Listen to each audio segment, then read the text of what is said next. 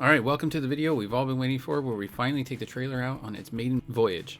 In this right here, we are packing it up. You can see those two little red things that I put behind that table. Those are actually some ramps. We're loading up the rollaway shelves currently with bottled water and just everything that we think we're going to need. We ended up packing way more than we even could use. Alright, so we put in the ice chest, and then these two black rolling tubs are DeWalt tubs. And these were what we were measuring the tables off of. You could see that they perfectly fit right underneath the tables, so then that way when we're driving down the road, they're not banging up against the tables and scratching them up. There's about an inch of clearance there, and so that's why the tables are so high, if you guys were wondering. Alright, so we packed up another box, slid it in, and then another Amazon box. This is probably more stuff than we even need, but you know, we're just trying to bring everything we think we could possibly use since we'll be in the middle of nowhere. And we will actually strap down these tubs. Alright, so here we're adding the coconut core. So if you put too much of this in there, it'll be really hard to mix it when you're turning the handle on the side. So you want just the right amount. We kind of feel like just so it's barely covering the center line of the shaft. And it's pretty hard to break up, so they recommend you either put it in a bucket with a little bit of water to help break it down. I just stick my knife in it and start breaking it up, and then we break it up by hand in the toilet itself. And I think we put a little bit of water in there. Okay, so the top of the toilet seat comes off, and we think you want it about level with the turning wheel. And then she's just breaking it up right now. We could have broken it up earlier, but we want to get on the road and we're pressed for time. Alright, so the route we're going to take is we're going to leave Los Angeles, head to Williams, Arizona, stay there overnight, and then head to our property in southern Colorado. First use of the bathroom, we stopped in Barstow. Me, my wife, and my daughter had to go to the bathroom. This thing's already paying dividends. It was pretty sweet, everything worked out fine. Yeah, we're gonna get back on the road.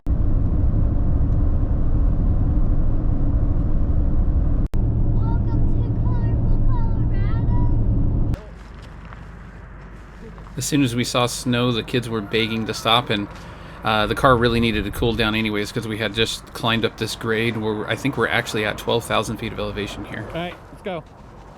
All right, so we made it to the property, and our first order of business was just to start unpacking and just pulling everything out. I think you can see that we're not on a paved road. There is no power lines. There's no phone lines. There's no nothing. There's no sewer. It is a completely rural piece of property. So first things first, we're going to get everything out and then start trying to set up the tent. Okay, we made it to Colorado. Everything, my shelf didn't break. Everything seems fine. That water did flip over. Currently, right now, we're setting up the tarp. All right, so here we're setting up a giant tarp to set the liner for the tent up. Now, this is a Lotus Belle Tent. It is a 6-meter tent. So basically, the inside of the tent is about 20 feet across. And then if you measure out to all the stakes, that's a little bit closer to 30 feet. And then it's about 12 feet tall. Kind of looks like an upside down onion. We wanted something like this because there's 5 of us, and it wasn't going to realistically work to try to sleep inside of the enclosed trailer. Maybe if there was only a couple of us, but there's 5 of us, and I'm over 6 feet tall, and my boys are very quickly approaching that. This was the best option for us currently. And we did run into quite a few problems. As you can see, it is very windy by how fast those clouds are moving, and it was quite challenging even trying to set this up. So this is a rug that we picked out from Amazon, and link will be in the description. I carried both tent bags, so this is a 20-foot tent, and it comes in 2 bags. That one has a ship weight of like 95 pounds. I think this one has a ship weight of like 115. So either 2 people or 1 really, really strong person. So now we're gonna unzip these and start setting it up. All right, so first step on the instructions was to get the ground sheet within the smaller bag, and then 12 of the smooth stakes, and then spread that out, but you'll see that in the time lapse. So when we got to the property, we had never even opened up the packages. And because there was nowhere that we knew of in California that we could actually set up a 20-foot tent. That's probably why it took us so long to set everything up. We now learned that there's a bunch of prep work that you could do on the before you were setting it up, such as like tying knots and organizing it better. So definitely next time we go to set it up, it should be a lot quicker. Okay, so first step is done. From what we can tell, the smooth sticks are going on the bungee, and then not sure about that yet. So smooth sticks on the bungee, and it said don't do it too tight, just taut. So that's the first step of where we're at. Also, the wind is blowing from this way, so we stake this side down first so the wind wouldn't catch it, but we're on to the next step now. Okay, so now we're taking the poles and we're folding them into the C shape. We're going to go into the walls. There is quite a few of them. They're really easy to do. Here's our first lunch on our property together. Yay. We are all tired because the altitude is crazy, but it is beautiful. Right, so the altitude where we're at currently is about 9,000 feet of elevation. And if you've ever tried to work in that kind of altitude, especially if you live at basically sea level, if you're not kind of like an athlete, you could really feel it. And you'll kind of start to feel like altitude sickness, such as like headaches and nausea and stuff like that. Pretty much the symptoms for almost anything. But so here we start fighting against the wind because this is one of the most critical parts. So this is one of the parts that we could have done beforehand, such as building all of the rib sections and then installing them. That could have all been done. We eventually do that. It does make it so that this does not collapse down as far, because now you have these giant rib sections and it's a much larger bag. Right here you can kind of get a scale of how big this tent is. I'm 6'4" and weigh probably 350 pounds, and I kind of look small inside of this tent right here. That's how big this tent is. Okay, so you need to get the bottom part of the pole in the bottom pocket and in the top pocket, and then you need to twist it around until you get that seam to line up, and then you gotta fight to get these Velcro straps to go around, but then strap, and then here we go, strap. And also it didn't really tell us that the stakes for the ground sheet, we drove them in. You should really leave about an inch up, because you got to put this bottom piece in. So we're kind of combining two steps here. Just found it easier. So this is about how it's supposed to be, we think. Did that one come off? Yeah. So that one came off. We're going to have to put it down again. As you can see, we're fighting the wind a little bit. So yeah, so it pulled out the stake. So that one stake that holds in this also anchors in the side pieces, but there is more anchors that are going to be further out that are going to tie into this, but I think that's the next step coming. Okay, so basically what I want you to do is use one of the center poles to space out from one of the mounting holes, and then so you put a stake here and then use this as a spacer, put a stake there. What we found out is last time we were here, our ground is really soft. For the ground part of the tent are already pulling up, so we knew this going into it. So we have these stakes that you basically drill in. Link will be in the description if you need to find them.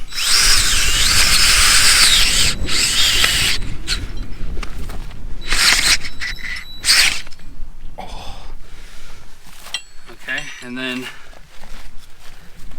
use this about here. Okay, keeps hitting rocks.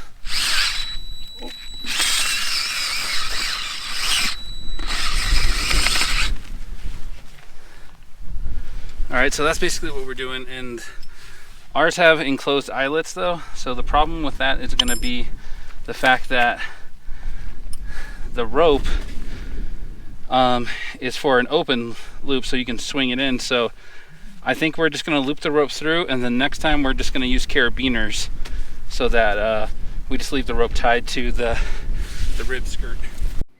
So when we came out to the property before, I knew those smooth stakes were not going to work for us how loose this ground is. It's kind of hard to describe how loose it is. It's almost like loose potting soil that you're stepping on. Where we come from in California, the ground is very compacted and very hard. Here, like, your feet are almost sinking in as you're walking.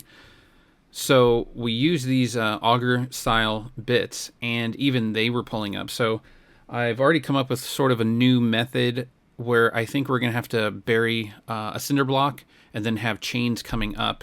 That'll be a future project, but I think that's the route we're going to have to go to make sure that the tent is actually fully secured down.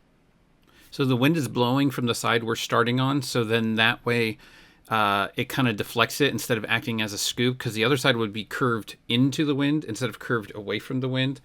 We didn't want the wind to grab the tent and just launch it, because the wind here is no joke. All right, got the whole outer perimeter up. This is a lot harder than that red dot. This is a lot harder at altitude. So that first stake, even these were starting to pull out. So that's how loose this ground is. Also, they were talking about their whatever knot they wanted you to tie. We're gonna have to untie these anyways, so we just use these. The other knot seemed a little bit more difficult to do when there's a bunch of tension on the whole thing, which is why I think they want you to do it without it. So there's Velcro at the top. So that's how the top is going to be sealed. And then this on the bottom has Velcro, and then here's Velcro. And then you pull this together. This whole thing is sort of shifted that way, so we got to shift it back. But I think we're going to put the roof on now. Also, all of these ribs, when we laid them down, they inverted and shifted back, so they pretty much all had to be flipped back as we were building, so that was pretty challenging. But you know, now that the wind is picked up, we're gonna put the top on. Okay, so the next step is to fit the ground sheet hooks into these little loops by the pegs of the tent. And then I think this is gonna go around it. There is sort of a cut in where every rib is at. Yeah. So it's one of the last steps to do the Velcro. So we're just gonna do these loops, and then we're gonna bring the roof inside. Sure does look pretty from the inside here. Yeah, it does. You guys should come in here. Okay, the top is on. We kind of learned that these stakes don't need to be perfect. These spaced, there is enough slack in the rope. So now I'm guessing we're putting up the pole, and then we go around and tension everything. It's pretty cool. See, the wind's blowing hard. So this is like a screen, and it velcros to this up here, so it does have some ventilation. Well, from here on out, everything's relatively simple. It's just getting everything lined up and then started snugging it down and pulling tension on it. We didn't really realize how unleveled the ground is until we started putting stuff into the tent and laying on the mattresses and then feeling like you're about to fly off the mattress. So I think we're going to have to hire a company to come out and level the ground.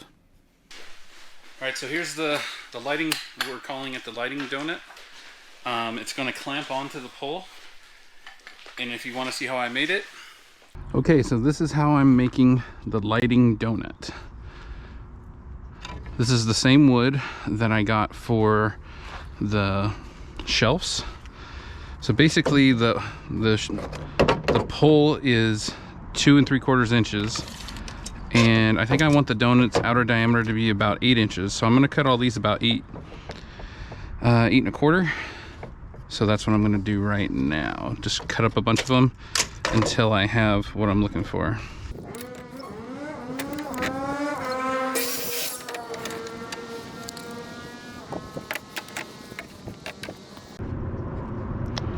Okay, so this is what I'm looking for.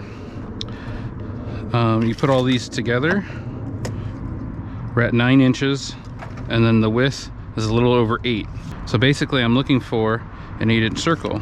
Now if I took one of those off, I would be a little over 8. It'd be perfect, except there wouldn't be even amounts on both sides. There'd be 6 on this side and 5 on this side. I want even on both, so that puts me at 9. So you could also do it this way too, if you wanted to. You could save a little bit of wood. But the problem is when you glue these together, you're only gonna have that much width. And I kind of wanted more surface area. So I'm gonna do it like this. So I have more surface area. So basically, I'm going to now glue together these 6 and these 6. So this will be half of the circle, this will be the other half of the circle. So my goal is shooting for an outer diameter of 8 inches and then an inner diameter right here of 2 3/4. I'll probably make it a little bit tighter than 2 3/4 so that when you clamp these together, it bites onto that pole more. So maybe it'll be like a 2 1/2 inch circle so that this bites on more, but I'll fill you in on what I figure out. So this is the start. So basically now I'm gonna glue, stick, all these together, put these in a clamp, and then let them sit 24 hours. All right. Okay, they're all glued up. They're in the clamps. Make sure you wipe off your excess glue. It'll just make your work when you get them out of the clamps a little easier. So the best way I found was to push them against this first so that they're all flat with each other, and then line them up the lengthwise. Now they don't necessarily have to be perfect because we're basically doing a half circle right here, and we're going to sand and cut off a bunch anyways. So this is the way you should be after the first day. Let them set for 24 hours just to make sure all that glue bites. I still prefer to use the Ultimate Gorilla Glue. So I'll pick you up when I unclamp these. Alright, the glue should be all dried up on these. Pop them out. It's the next day. Yep. So the next step, I'm going to measure over 4 inches. Right here, I'm just going to put a little mark. And then I got this little thing that I made. So I'm going to poke that through. Go like that. I'm going to shove the Sharpie through.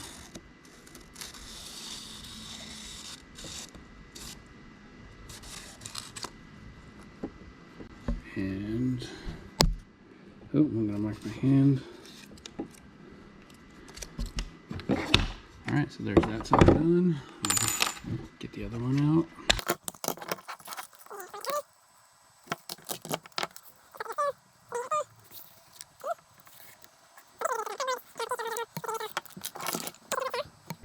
On to the next step of, I'm just going to use the chop saw to get most of this off, and then I'll use the sander to get the rest of it.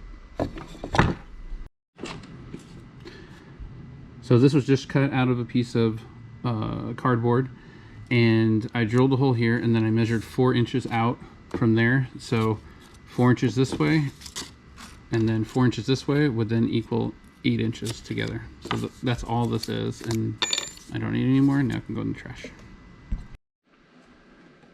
Alright, so I figured before I start cutting it out, I should just roughly do the center circle, so that way I sort of know where it's going to be at.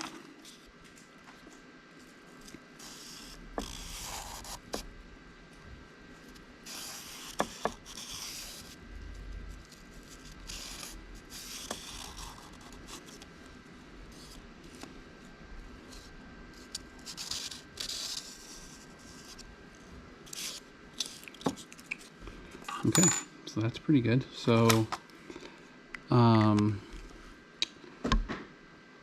So I measured before that it was 2 3/4, which is exactly where that'll be. So you don't want to cut it exactly 2 3/4, because if you do, then it's not going to have any clamping power. So you're going to want to cut it a little short. So I'll definitely be cutting it inside the line, and then I'll probably get the pole and do a couple test fits before I cut anywhere near the perimeter. All of this out here can go away. So all of this, this, and this will all be gone. I'm just saying I think I should sneak up on this. The other way to do it would be to cut all this, and then if you had like a planer, you could plane away maybe 1/4 inch so it clamps more. So you either make the circle smaller or you plane it away. So I think I'm going to make the circle smaller, but now I'm going to cut this and this.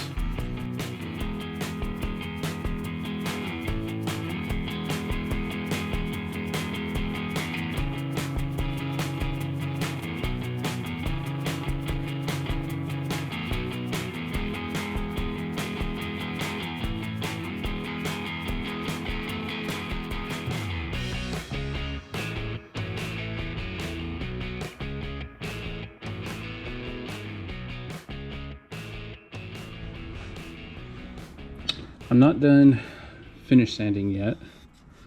I needed to get a new belt, so while I was at the hardware store, got a new belt. While I was there, I thought I would look for the hardware for this. So I ended up having to go with 3/8. This is all thread. And the reason I had to, because I initially started out at 1/4 thought 1/4 would be great.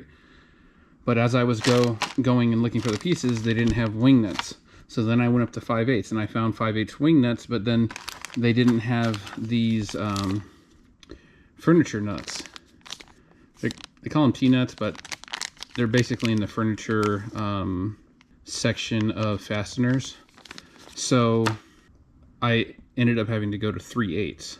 3/8 is way bigger than I wanted to go, and obviously a bit more expensive. So here's basically the plan. I'm gonna put these on this end, and then I think I might actually screw this on and then weld the end to right here so that it stays. There's probably, you know, 1,000 different ways to clamp these two together, but this is the way that I'm choosing. I also got a really long 3/8 drill so that I clamp this together, drill through straight. I got these little spacers because I was going to sort of drive these in this side so that the wing nut has something to space it out to push against. I'm going to see how that goes. So this is where I'm at. Alright, so this is what I was talking about. So what I'm going to do is tack weld that on right there. Just on both of these, and then I have some drills that should flatten out, and we'll see how well they work. So that's if you didn't realize that's what I was talking about, that's what I'm talking about. So then that way this whole thing will bite in, and then as you're putting the wing nuts on, you're not worried about the shaft spinning. So it should just spin right in. I'll definitely have to cut this down, but just telling you what my thought process is.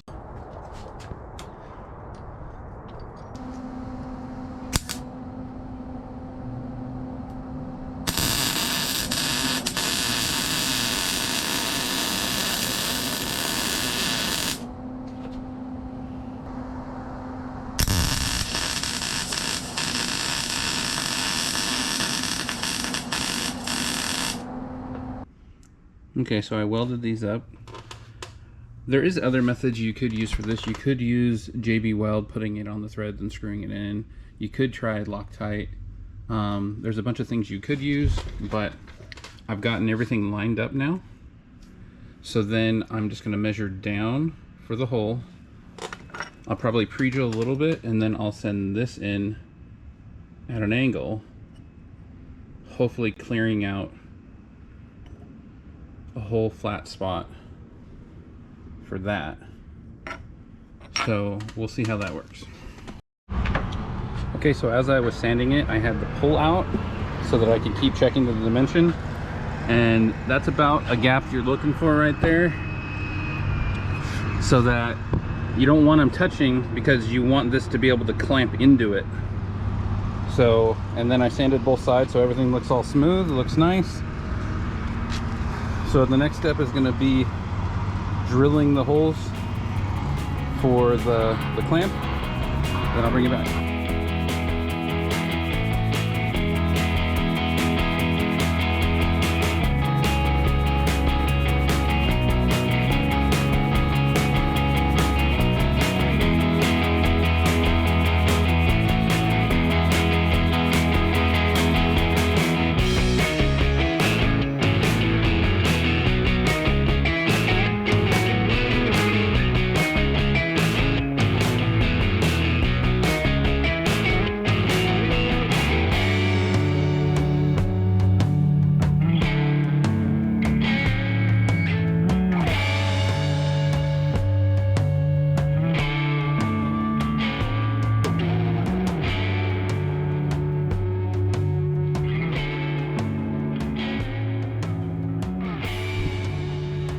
Okay, here we are. I drilled the holes. Those are all nice and sunken in.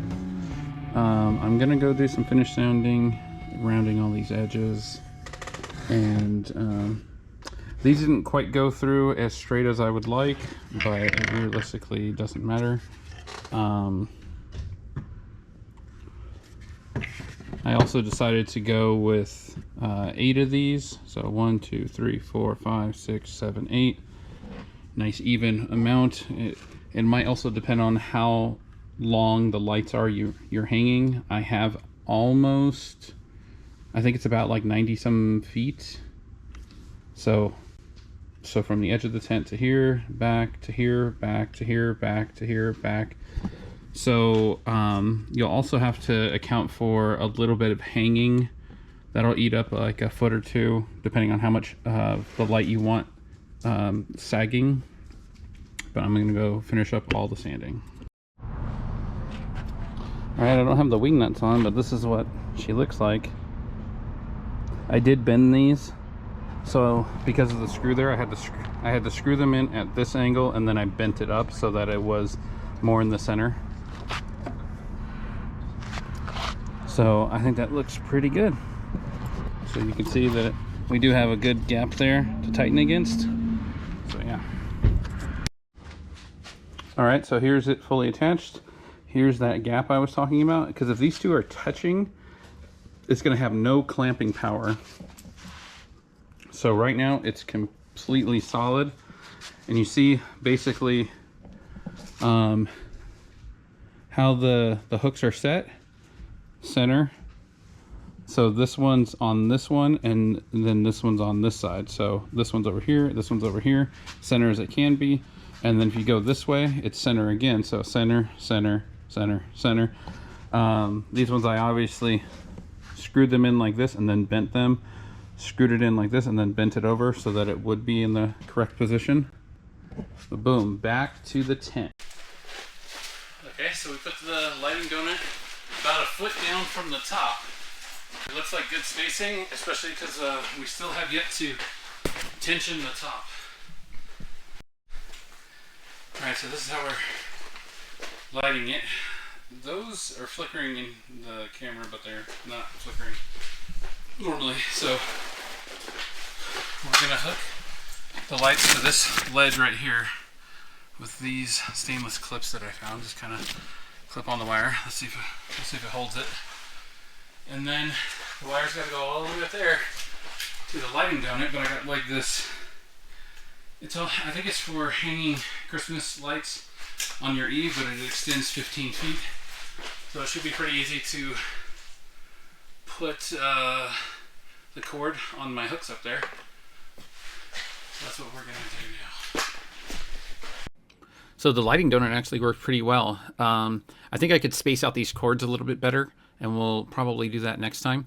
The little clamps, I didn't want anything to dig into the tent itself, but I wanted just enough holding so so that it would hold the cords. But we got hit with a pretty crazy windstorm in the middle of the night, and I was surprised the tent was still standing afterwards. So it got pretty hairy at night. These were the lights we got. So that's 96 feet. So we got 2 boxes of 96 feet, and it didn't necessarily do everything, but it does look pretty cool in here. Also, we bought a dimmer with it, so you can change the brightness of it.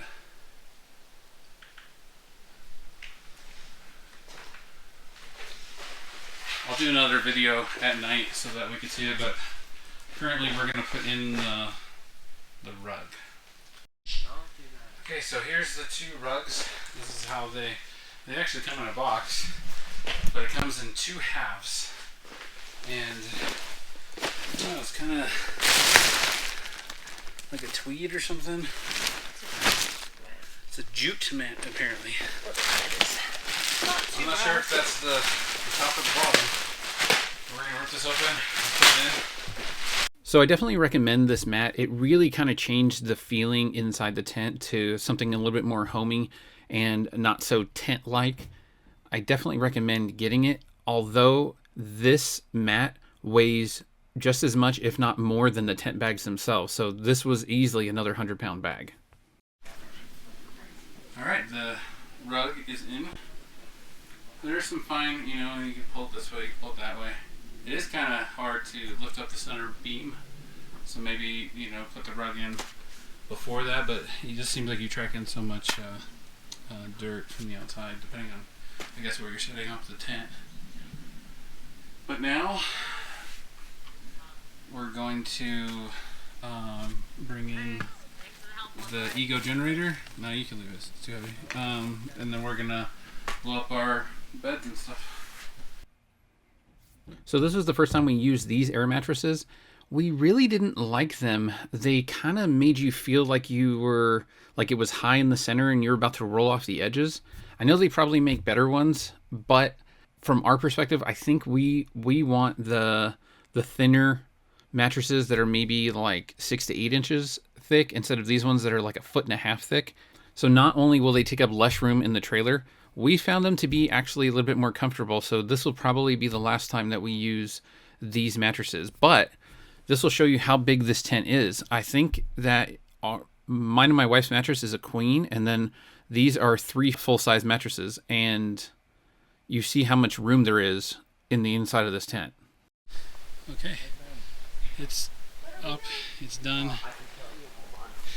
It was, I would say, harder than any of the videos on YouTube that we saw made it look. It could be that we're at high elevation in Colorado,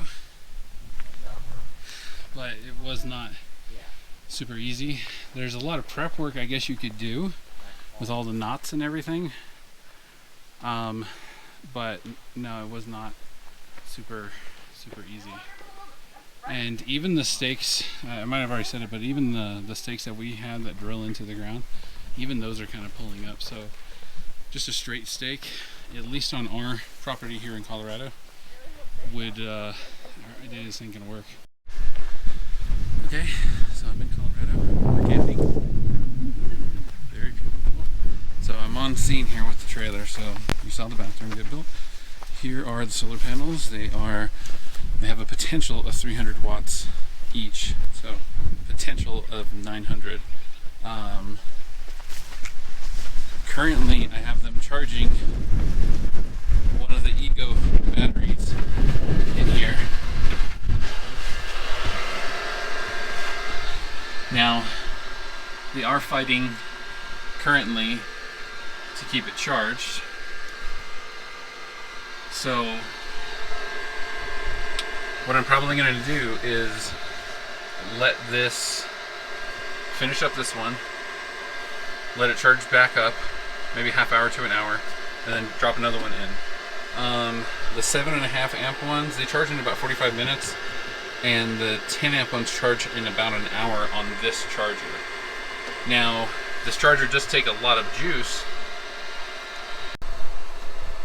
Anyway, so I'm running 2 of the Ego generators, There's one inside the tent right now running LED string lights. We decided to run one of our heaters all night long so it burned through the batteries, so that's why I'm recharging these. One of the reasons I went with the Ego is because I can pull these batteries off, have something charging, plug another one in, and this is never down. It can always be going. And the other reason is it has pure sine waves, so you can run more sensitive electronics on it. So they do sell an adapter for solar panels, but it feels like it would take all day to try to charge it. So I'm trying this method. Now it really depends on how much direct sun I'm getting. It is a little bit hazy. Also, I really think I need to figure out some kind of better mounting. Like that one's sitting on the fender, that one's just leaned up against the ground, that one's leaned up over there. So I need to figure out a better method, but I think we ran out of juice. I think it's the inverter beeping at me.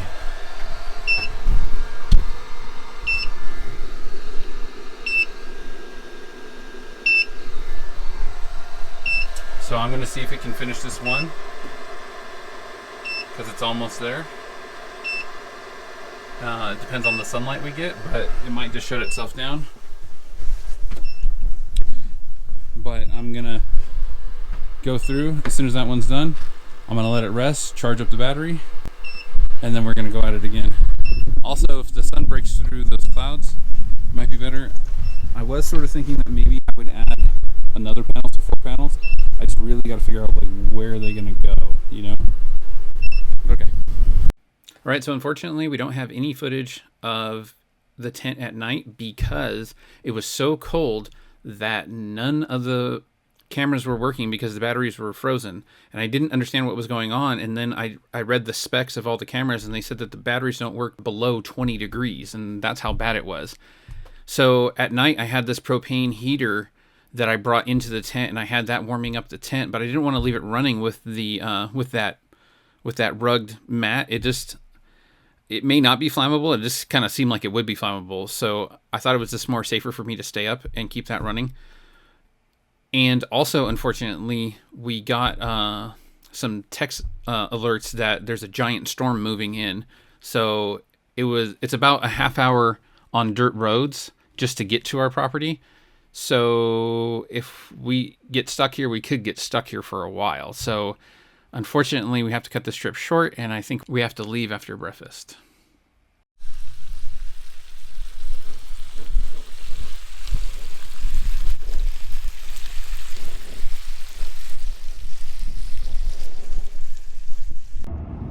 Here's that giant storm moving in. You can see the clouds start to hang real low. Now here we're caught in part of that storm, which would have been really bad being stuck in this on our property on dirt roads.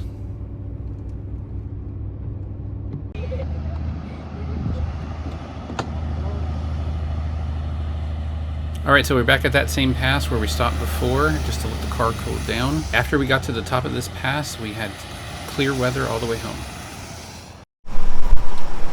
It's really hard not to emphasize how nice it is just to be able to stop anywhere and use the bathroom. We're in nowhere, Arizona right now. So it's pretty sweet. So right here was the only casualty of the trip, but I was able to easily fix it on the side of the road.